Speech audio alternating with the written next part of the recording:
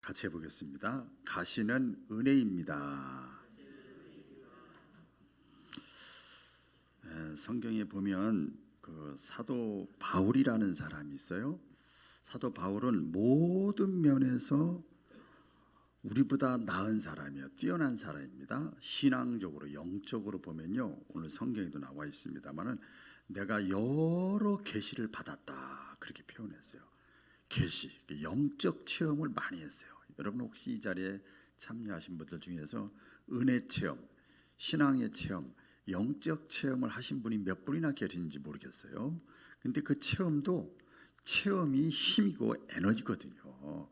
머리로 지식으로는 오래 못 가거든요. 그렇죠? 근데 체험이 있어요. 기독교는 체험의 종교예요. 근데 사도 바울이 여러 계시를 많이 체험했어요. 영적 체험을 많이 했던 사람, 깊은 체험을 했어요. 평생 교회 다녀도 체험 못하는 사람이 있는데 사도 바울은 그런 사람이었어요. 또 사도 바울이 그 사역 가운데 보면, 일할 때 보면 사도 바울이 지나가는데요, 사도 바울이 그림자만 밟아도 병이 났어요. 대단한 사람이에요. 저는 지금까지 목회하면서 제 그림자 밟고 병 났다는 사람 못 들어봤어요. 근데 사도 바울이 지나가는데 사도 바울이 그림자만 밟아도 안수기도 안 해도 병이 막 나았어요. 그러니까 얼마나 능력 있는 사람이에요. 또 성경 신약의 27권 가운데 여기 이름 석자만 들어가도 대단한 건데 하나님의 계시를 받아서 13권이나 기록을 했어요. 대단한 거예요. 신앙적으로도 거의 완벽한 사람이라고 할 수 있죠. 또 인간적으로도 사도 바울은 완벽한 사람입니다. 교육적인 측면에서 보면 우리 성경을 써서 자기 자신을 표현을 하는데요. 나는 가말리엘 문화에서, 가말리엘이라고 하는 위대한 율법학자 스승이 있거든요. 그 밑에서 나는 공부한 사람이야. 굳이 좀 확장시켜 보면 난 서울대 나온 사람이야. 난 하버드대 나온 사람이야. 그런 사람이에요. 그렇게 딱 헬라인들이 똑똑하고 잘난 척하면 나는 가말리엘 문화 사람이야. 나 서울대 출신이야. 막 이런 교육 면에서도 완벽했고요. 신분 면에서도 보면 우리 자기 자신을 표현하잖아요. 나는 유대인이지만 동시에 로마 시민권을 가지고 있는 사람이야. 이번에 보니까 우크라이나 그 사태를 보니까요, 각 나라 선진국가에서 자기 나라 시민자들은요 다 빼가더라고요. 다 빼가요. 근데 원래 우크라이나 사람들은 안 빼가는데 시민권을 그 나라에 살지만 가지고 있는 다 빼가요. 그런데 굉장히 신분이 중요한 거죠. 미국 시민권자 갖고 있는 사람이야. 이런 거죠. 그런 면에서도 완벽한 사람이고 또 율법적으로도 완벽한 사람입니다. 이랬잖아요. 그때 당시에 율법이잖아요. 은혜가 아니고. 그래서 율법, 태어난 지 8일 만에 할례를 받고 율법을 지키는데 손색이 없었고, 그래서 율법을 너무 잘 지키려고 예수 믿는 사람 잡아 죽이는데 앞장섰잖아요. 어중간하게 믿지 않았어요. 확실하게 율법을 지키는 사람이야. 이왕에 믿는 거 확실하게 믿어야 되겠다. 그래서 율법을 지켰던 율법주의자. 오늘날로 말하면 이렇게 확대 해석할 수 있죠. 어떤 경우에도 예배가 소중하고 가치 있기 때문에 나는 주일 성수는 하겠다. 나는 끝까지 율법적으로 정직하게, 세상이 다 그렇게 살아도 나는 정직하게 살겠다. 도덕적으로 살겠다. 또 예의 바르게 살겠다. 철저하게 나는 정교 생활을 제대로 하겠다. 이런 사람들이죠. 율법적으로도 완벽한 사람이고요. 지위적으로도 완벽한 사람입니다. 바리새인 중에 바리새인이요. 그때 당시에는, 지금 정치와 종교가 분리가 되어 있지만 예수님 당시에는 정치와 종교가 일치가 된 사회였어요. 그러니까 종교 지도자는 정치 지도자보다 더 셌어요. 어떤 면에서 보면 지금 교황같이 말이야. 그런 거죠. 바리새인 중에 신분이 높은 사람이에요. 이렇게 여러 가지로 영적으로, 신앙적으로, 인간적으로 완벽한 사람, 이 사도 바울에게요 한 가지 문제가 있었는데, 그게 뭔가 하면 가시와 같은 육체의 어떤 아픔, 병이 있었다는 거예요. 병이 있었어요. 그게 뭐냐? 구체적으로 뭐 이렇게 병명이 나와 있질 않아요. 가시, 육체의 가시라고만 했지 나와 있질 않아요. 여러 학자들이 배경을 살펴보면서 이렇게들 해석을 합니다. 뭐 귀아리, 귀에 막 중염이 나와서 귀아리했다, 편두통이다, 안질이다, 간질이다, 유대인의 핍박이다. 이것은 육체가 아니고 누가 나를 괴롭히는 거야. 핍박이다. 거짓 교사들의 그 어떤 핍박이다. 그리고 육체의 정욕이다. 자기도 남자고 육체의 정욕이다. 이것이 나를 계속 어떤 나를 힘들게 했다. 뭐 그런 그 여러 학자들의 의견이 있었어요. 그 가운데 가장 그래도 정통적으로 확실하진 않지만 육체의 질병이 아니겠냐 이렇게도 얘기를 합니다. 아무튼 간에 바울을 육체적으로 인간의 몸을 입고 살아가는 데 있어서 사도 바울을 괴롭혔던 그 육체의 가시는 어떤 것이든지 간에 그게 신체적일 수도 있고 환경적인 걸 수도 있고 육체의 정욕도 될 수 있고 과격한 성격 될 수도 있고 내면의 문제가 될 수도 있지만 어떤 것이든지 간에 그것 때문에 어떤 종류의 가시든지 간에 그것 때문에 이 사람이 힘들어. 왁 좋았다가 왁 떨어지는 사람이 있어요. 성격이. 신앙생활도 그렇게 하는 사람이 있더라고요. 쩐다. 그것도 가시야. 그것도 가시야. 육체의 가시. 어쨌든 간에 그런 것 때문에 자기가 힘들고 어려웠다. 사도 바울이 그렇게 얘기를 합니다. 특별히 우리가 보통 평범하게 살아가는 사람들도 많이 있지만 주님의 일을 하는 사람들이 있어요. 사역자다, 사명자다 그렇게 얘기를 하는데 하는 사람들이 저도 포함되고 우리 바울교회 여러분도 다 포함될 줄로 믿습니다. 주님의 일을 하는 자들이 이렇게 하는 거죠. 이 육체의 가시만 나를 힘들게 하는 것들 이것만 없으면 제거해 주면 이것만 사라지면 내가 더 충성할 텐데 더 잘 믿을 텐데 더 주의 일을 멋지게 아름답게 보람되게 가치 있게 후회 없이 내가 살아갈 텐데 하면 생각을 할 수가 있어요. 이것 때문에 그래요. 우리 핑계를 많이 대잖아요. 핑계를 그것 때문에 내가 힘들어요. 그렇게 하는 사람들이 있어요. 그래서 이 사도 바울도 그런 생각이 드는 거예요. 그래서 작정하고 내가 주의 일을 하는데 너무 이 육체의 가시가 나를 힘들게 해. 그래서 작정 기도를 들어갔어요. 3번이나 마음 먹고 그냥 어영부영 하는 게 아니고 막 결사적으로 주님 앞에 기도를 했어요. 그래가지고 응답을 받았는데 무슨 응답을 받았느냐? 그 육체의 가시가 해결된 게 아니고 이런 응답을 받았어요. 하나님의 음성을 들었어요. 내 은혜가 네게 족하도다. 같이 해보겠습니다. 내 은혜가 네게 족하도다. 그러니까 사도 바울이 이게 귀찮고 힘들고 아프고 속상하고 스트레스 받고 이래서 하나님 앞에 해결해 달라고 기도했는데 3번이나 작정해서 기도했는데 하나님은 이게 내가 너에게 주는 은혜다 그러고 있어요. 아픈 것이 힘든 것이 고통스러운 것이 나에게 하나님이 주신 은혜래요. 좀 이해가 안 가죠? 자, 이해 안 가라고 제가 퀘스천 마크를 딱 드립니다. 의문을 갖고 말씀을 들었으면 좋겠습니다. 가시의 종류가 있습니다. 나를 힘들게 하는 거, 고난을 주고 아픔을 주는 그 종류가 있습니다. 이런 것들이 있는데 나에게 어떤 가시들이 있을까? 나를 힘들게 하는 게 뭘까? 여러 가지가 있어요. 병이라는 가시가 있어요. 병. 우리 성경에 보면 병 걸린 사람들 많이 나오잖아요. 구약과 신약에. 나만 장군이라는 아람 나라의 군대 장관이 있었어요. 권력도 있고 돈도 있고 모든 것이 다 준비돼 있어. 근데 병 걸렸어요. 문둥병 걸렸어요. 문둥병. 그렇죠? 그 나만에게는 다 좋은데 이 문둥병 걸린 게 가시야. 그렇죠? 또 욥이라는 사람이 성경에 있잖아요. 욥은 보니까 하나님이 의인이다 그렇게 인정을 했어요. 의인이라고. 근데 욥의 가시가 재산이 날아가고 아내도 배신하고 친구도 배신하고 자기 몸에 악창이 나고 질병이 생기고 이런 자식들이 죽고 이게 가시요. 가시. 그렇죠? 힘들게 하는 거죠. 또 보면 히스기야 왕이라는 사람도 있어요. 왕인데 참 이 사람도 경건한 사람이고 신앙생활 잘하는 왕이었어요. 왕임에도 불구하고 교만하지 않고 이랬던 사람인데 죽을 병이 걸렸어요. 오늘 저와 여러분도 마찬가지예요. 예화를 들려면 한도 끝도 없지만 질병이 없는 사람이 없어요. 이 자리에 이렇게 병원에 입원해 있지 않고 이 자리에 앉아 있지만 다 있어요. 제가 보니까 뭐 그렇죠. 고혈압 걸린 사람, 당뇨, 위장 기능, 소화 기능, 대장, 신경계통, 뇌신경, 두통, 비뇨기 계통 등등등. 제가 의사는 아니니까 모르겠지만 이런 계통에서 다 그것 때문에 힘들어하는 사람이 있어. 그것 때문에 내가 주님 앞에 더 가까이 나아가고 하나님의 일을 더 하고 싶고 내가 하고 싶은데 그것 때문에 그래요. 질병 핑계를 대고 두려워가지고 또 잘못되면 어떡하나 이런 경우가 있지요. 또 가난이라는 가시도 있습니다. 다 좋은데 가난해. 가난해요. 가난이라는 가시가 계속되는 거예요. 떠나질 않는 거예요.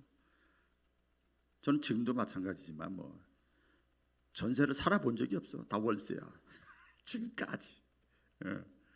뭐 그거하고 가난하고 비교할 건 아니지만은 어쨌든 간에 사역이 그랬지만은 가난하면은요 사람이요 의욕이 상실되고 자신감이 상실되고 우울증이 생기고 소외감이 생기고 소극적이고 자격지심이 생기고 대인 기피증이 생기고 쪼잔해지고 막 이러는 거예요. 통이 커지질 않고 지금 잘 먹고 잘 사는데도 옛날 너무 못 살았으면 지금도 그 마음이 그대로 갖고 있더라고.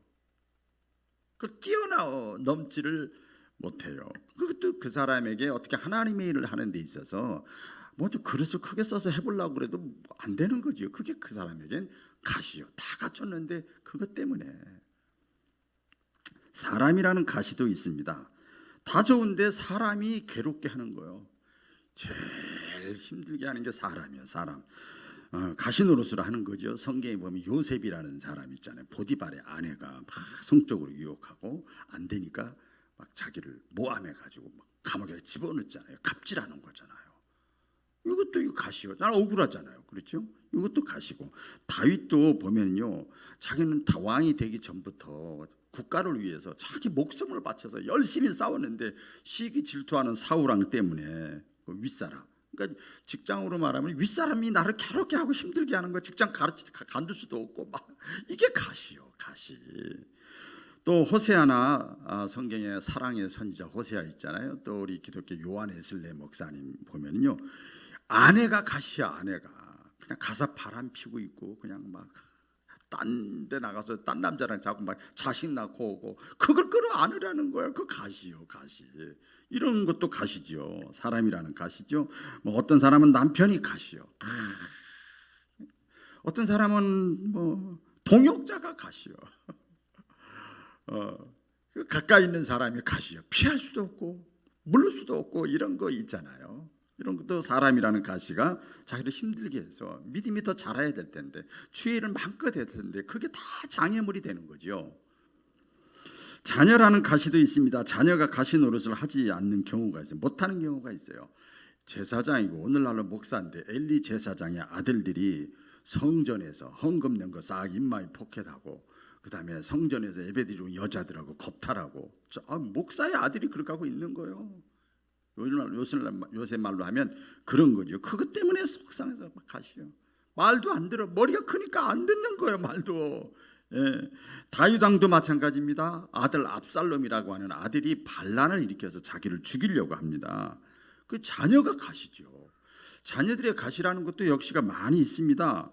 자녀들이 뭐 이제 결혼 문제 때문에 또 뭐 질병 문제 때문에 자녀가 신앙생활을 제대로 안 하는 것 때문에 자녀가 진로가 제대로 해결된 것 때문에 늘 마음앓이 하는 사람이 있어요.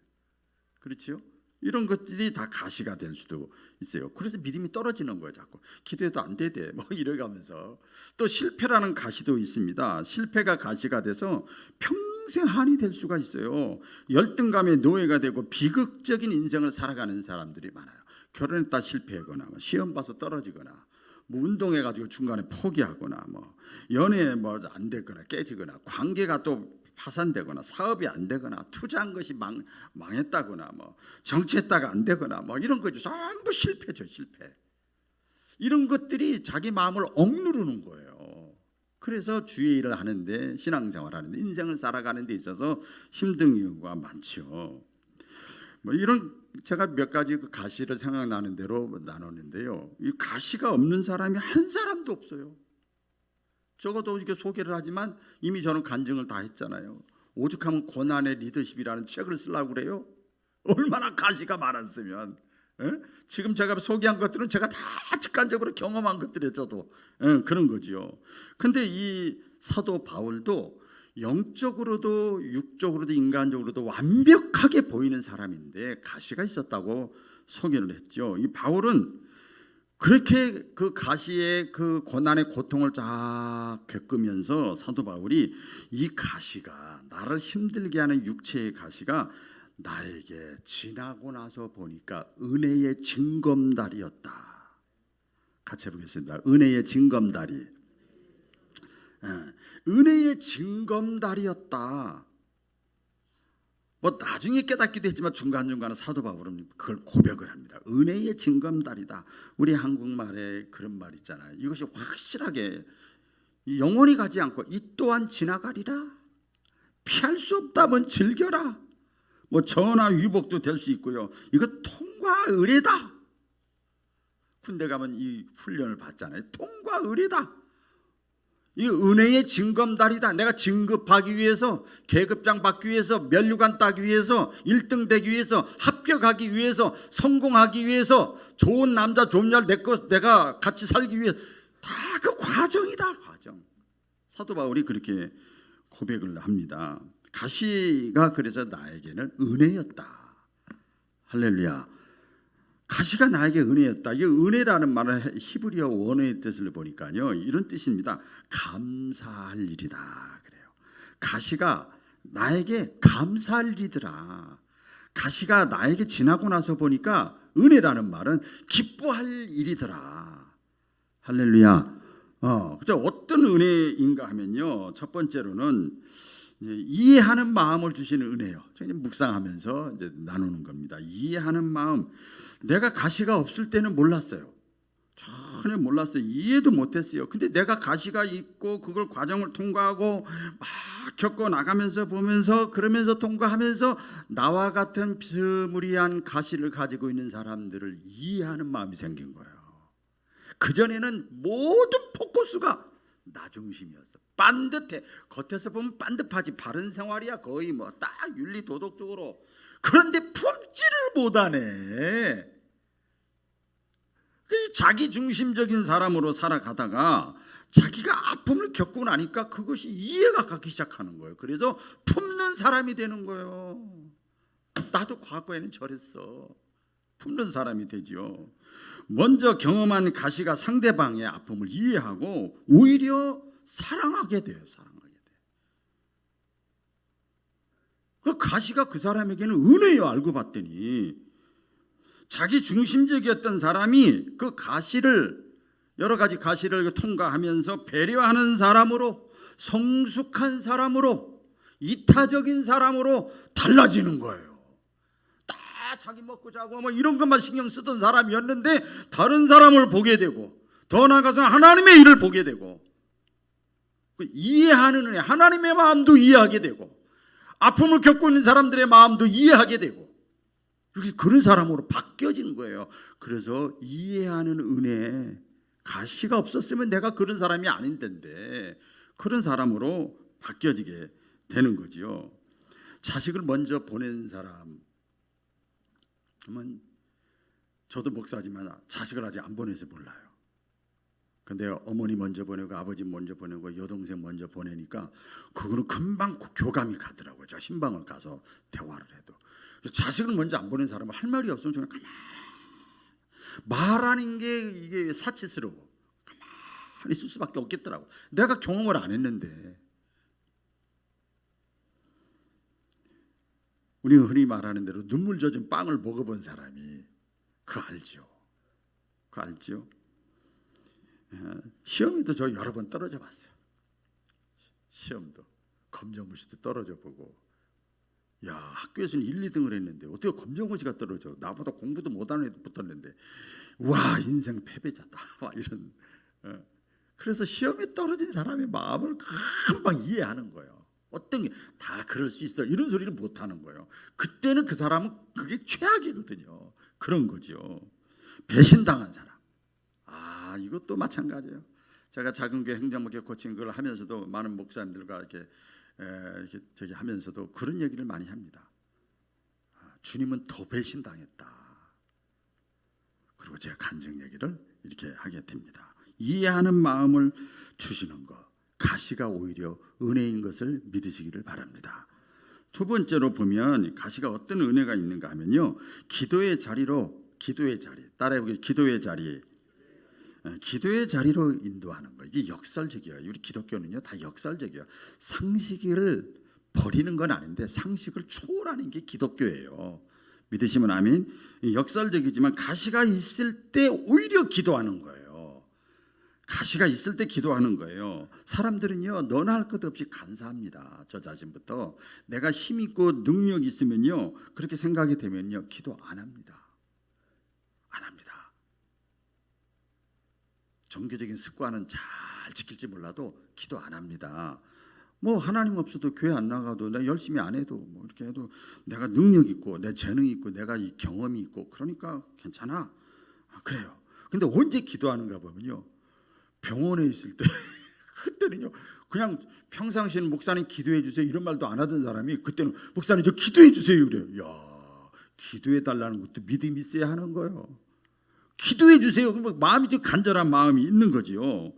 우리 그 속담은 아닙니다만 화장실 들어갈 때 다르고 나올 때 다르다는 말 있잖아요. 어려움 당할 때 막 힘들 때 고난을 당할 때 가시가 있을 때 기도의 자리로 나오는 거예요. 할렐루야. 그것이 은혜라는 거예요. 편하고 좋을 때는 절대로 하나님을 찾지 않습니다.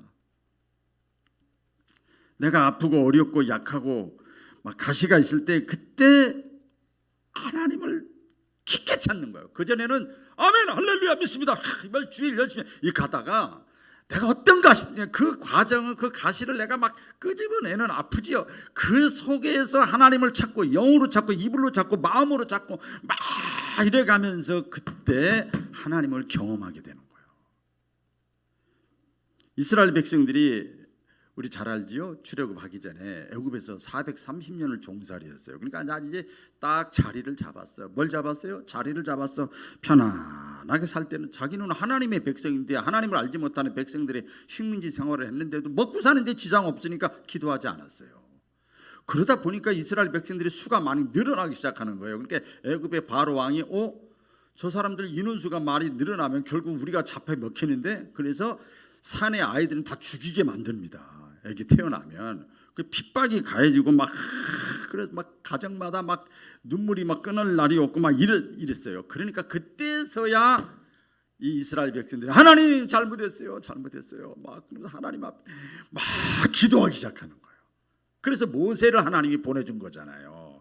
모세를 보내서 이스라엘 백성들을 출애굽에서 구원시켰어요. 그럼 모세가 이스라엘 백성들을 또 이렇게 광야 40년 동안 이렇게 인도에 나갈 때도 보면 모세가 언제 기도했는 줄 아세요? 성경을 보면요 백성들이 원망하고 불평할 때 왜 애굽에서는 고기를 줬는데 여기서 메추라기와 만나만 줘요? 왜 빵만 주냐 이거예요. 고기도 주지 좀 한우도 주고 행성 하나도 주고 그러지. 그러면서 불평불만 하는 거예요. 막 세상에 그럴 수가 있어. 어쨌든 간에 모세가 그렇게 힘들고 어려울 때 자기는 모든 걸 다해서 사역을 하고 있는데 그때 모세가 어떻게 하나님 찾았어요. 그때 기도했어요. 그때 여호수아도 마찬가지죠. 많이 있지만은 가나안 땅 하나님이 약속한 가나안 땅에 가는데 여리고성 무너뜨리고 이제 조그만 아이성 무너뜨리고 가는데 거기서 전쟁을 했는데 왕창 대패했어요. 많은 희생자가 나왔어요. 그러니까 여호수아 리더십이 흔들리기 시작하는 거예요. 그 여호수아 그때 무릎과 무릎 사이에 머리를 탁 박고 그래 금식기도로 들어갑니다. 어려울 때 기도하는 거. 어려울 때 다윗도 여러분 시편에 보면 많이 있는데 그 찬양시도 있고 기도시도 많이 있는데 또 기도시 가운데 보면 다윗은 전쟁을 많이 했어요. 전쟁할 때 보면 항상 공통적인 게 뭐냐면 저 적군들보다 이스라엘 백성들 다윗이 다스린 나라가 항상 세가 밀렸어. 그러니까 항상 전쟁하면 여차하면 죽는 거잖아요. 그러니까 전쟁 나갈 때는 고난이요. 여차하면 죽으니까. 그렇죠? 여차하면 코로나 걸려서 며칠 앓는 거하고 게임이 안 돼. 그런데 그때마다 다윗은 어떻게 했어요? 하나님께 기도했어요. 두려우니까 백성들은 막 두려워하지. 그러니까 백성의 지도자인 다윗이 하나님께 먼저 기도하는 거예요. 저도 마찬가지입니다, 여러분. 제가 새벽인가도 말씀드렸습니다마는 철장 권세로 우리 바울교 신자들을 지켜 주옵소서. 새벽마다 기도하는 거예요, 새벽마다. 어쨌든 간에 다윗이 그때 어려운 일이 있을 때 왜 두려움이 없겠어요? 있지요. 그때 하나님께 기도를 합니다. 야고보서에 보면 행함장 있잖아요. 너희 중에 고난당하는 자가 있느냐? 저는 뭐 할 것이요? 낙심해라. 하나님이 어디 있어? 이러고 그냥 하나님 원망해버려라 이러지 않고 너희 중에 고난당하는 자가 있느냐? 가시 때문에 힘들어하는 자가 있느냐? 저는 기도할 것이요. 할렐루야. 저는 기도할 것이요. 그래서 나를 아프게 하는 가시는 하나님께 나아가게 하는, 기도하게 하는 하나님의 은혜인 것을 깨달으시고 승리하시기를 주의 이름으로 축원합니다. 마지막 세 번째로 보면 이 사도 바울을 통해서 보는데요. 가시는 어떤 은혜가 있는가 하면요, 겸손하게 하는 은혜가 있어요. 따라해 보겠습니다. 겸손, 낮아짐, 겸손, 내려놓음. 그전에는 안 내려놔. 딱 지고 있는 거예요. 자식은 내 거야, 돈은 내 거야, 건강은 내 거야, 젊음은 내 거야, 경험은 내 거야, 이렇게 하고 있었어. 그거 안 놔요. 절대 안 놔. 이사야 64장 8절 말씀에 보면 이런 말씀이 있어요. 우리는 진흙이요 주는 토기장이시니 우리는 다 주의 손으로 지으신 것이라 그랬어요. 하나님은 토기장이고 저와 여러분은 진흙과 같다는 거예요. 그러니까 토기장이가 뭐 이제 질그릇을 만들 때 진흙을 가지고 만들잖아요. 근데 진흙이 어떻게 해야 만들어요? 부드러워야 만들어요. 딱딱딱딱 서 있는 단단하고 그런 사람은 만들 수가 없어. 부숴버리는 수밖에 없어. 부드러워야만이 이 질그릇을 만들 수가 있는 거죠. 우리 인간은 그래요. 저와 여러분 다 똑같습니다. 내가 약할 때, 가시가 있을 때 비로소 마음도 약해지는 거예요.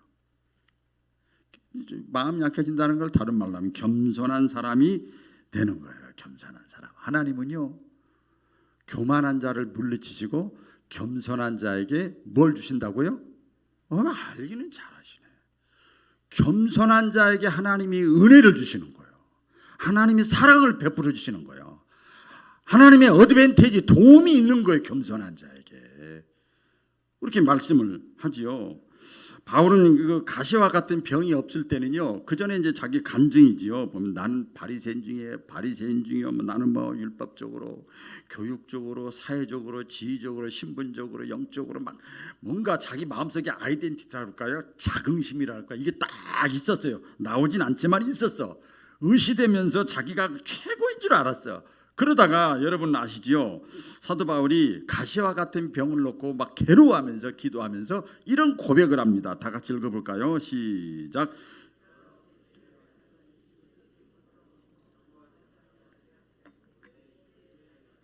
고 사단의 사자를 주셨으니 나를 쳐서 너무 자고하지 않게 하려 하심이라.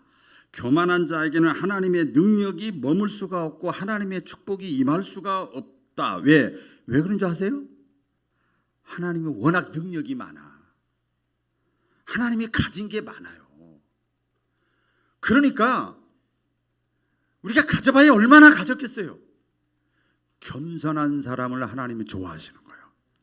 마음대로 쓸 수 있는 사람이 좋은 거지요. 그래서 교만은 패망의 선봉이고 넘어짐의 앞잡이다. 구약과 신약에서 보면 영적 세계를 쭉 기록을 해놓은 곳이 있잖아요. 사탄은요, 교만해지면은요, 누구의 종이 되는가 하면 사탄의 앞잡이가 돼. 자기 자신도 모르게. 교만해지면 사탄의 종이 되고 하나님의 종이 될 수가 없어요. 신명기 8장에도 보면 이렇게 기록을 합니다. 하나님께서 이스라엘 백성들을 광야에서 막 뺑뺑이 돌린다고 그러죠. 막 고생하게 한 이유는 그렇게 기록을 해요. 낮추시고 겸손하게 하기 위해서.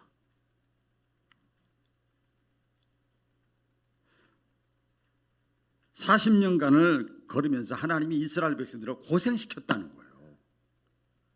근데 나중에 결론에 말씀드리겠습니다. 감당하지 못할 고생, 고난, 시련을 주시지 또 않는다는 거예요. 여러분, 이처럼 성경에는 역설적인 진리가 가득 차 있어요. 아까 인간의 생각으로는 이게 왜 그러지 이해가 안 가는데 그게 무슨 은혜야? 아까 서두에 퀘스천 마크 드렸죠. 그런데 그게 은혜야. 그 역설적이에요. 역설적이에요. 인간의 상식적으로는 이해가 되지 않고 모순같이 보여. 그래서 하나님은 여기저기 말씀합니다. 내 생각과 너희 생각은 다르다. 하늘이 땅에서 높은 것 같이, 동이 서에서 먼 것 같이 너희 생각과 내 생각은 다르다. 예를 들어 이런 거지요. 우리 예수님이 하신 말씀이에요. 인간적인 관점에 상식적으로 보면 전혀 말도 안 되는 소리, 모순이에요. 애통하는 자가 복이 있대. 얼마나 슬프면 괴로우면 애통하겠어. 근데 복이 있대. 심령이 가난한 자가 복이 있대. 마음이 가난한 자가, 마음이 다 다운됐는데 그 사람이 복 있는 사람이래. 죽고자 하면 산다. 주는 자가 복이 있다. 풍부해진다. 이게 이치적으로 맞질 않아요. 오늘도 어떤 분하고 잠깐 무슨 일 끝에 잠깐 들려봤어요. 목사님 이제 봉헌 저기도 다 했으니까 이제 선교를 풍성하게 해야 될 거 아닙니까?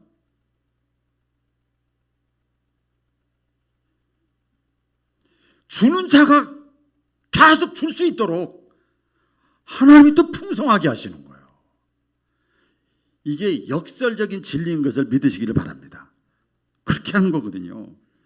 그 중에 약할 때 강해진다. 오늘 말씀에 하나님께서 약할 때 강해진다. 이것도 역설적인 진리요. 네가 최대한 주님 앞에 약해져 봐라.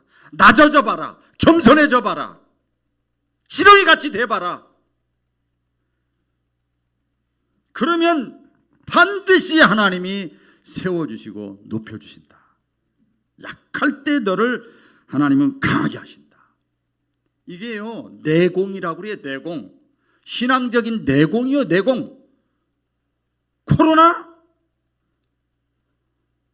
또 혹시라도 북한에서 누가 쳐들어와서? 여러분, 그래도 끝까지 신앙의 길을 가는 사람은 갑니다.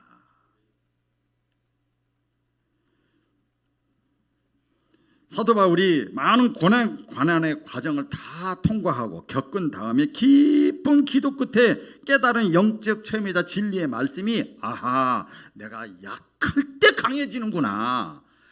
나는 아무것도 할 수 없지만 내게 능력 주시는 자 안에서 내가 다 내려놓으면 하나님이 부어주시는 거야. 그때 내 힘으로 하는 것이 아니라 주님이 주시는 힘으로 하는구나.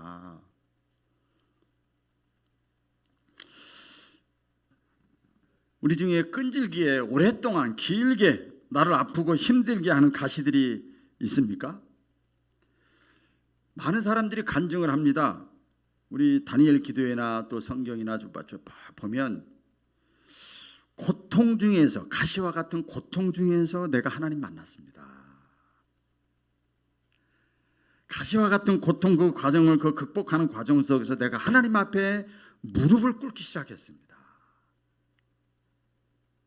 그 가시 때문에 내가 오히려 풍성하게 됐습니다. 할렐루야. 그렇게 간증하는 사람들이 있잖아요. 에레미야 애가의 말씀에 보면은요, 이런 말씀이 있습니다. 잘 들어보세요. 에레미야 애가 3장 33절에 보면 이런 말씀이 있어요. 주께서 인생을 고생하게 하시며 근심하게 하심은 본심이 아니니이다 그랬어요. 주께서, 하나님께서 우리 인생을 고생하게 하시고 고난을 주시고 근심을 주시고 아픔을 주시고 가시를 주신 것은 본심이 아니래요. 본심이 아니래요. 그래서 감당치 못할 시험은 허락하지도 않으신대요. 내가 예수 믿는 사람이라면 내 속에 예수의 영이 있다면 비록 그 가시가 힘들죠. 그 가시 때문에 몇 개월, 한 달, 두 달 낙심될 수도 있죠. 그러나 의인은, 믿음의 사람은 7번 넘어져 다시 일어나는 게 의인이고 믿음의 사람이에요. 안 넘어지는 게 의인이 아니란 말이에요. 그게 힘든 시간일지라도 그것이 나에게 은혜다. 할렐루야. 은혜임을 확신하고 저와 여러분 신앙의 길을, 승리의 길을 걸어갈 수 있기를 축복드립니다. 기도하겠습니다.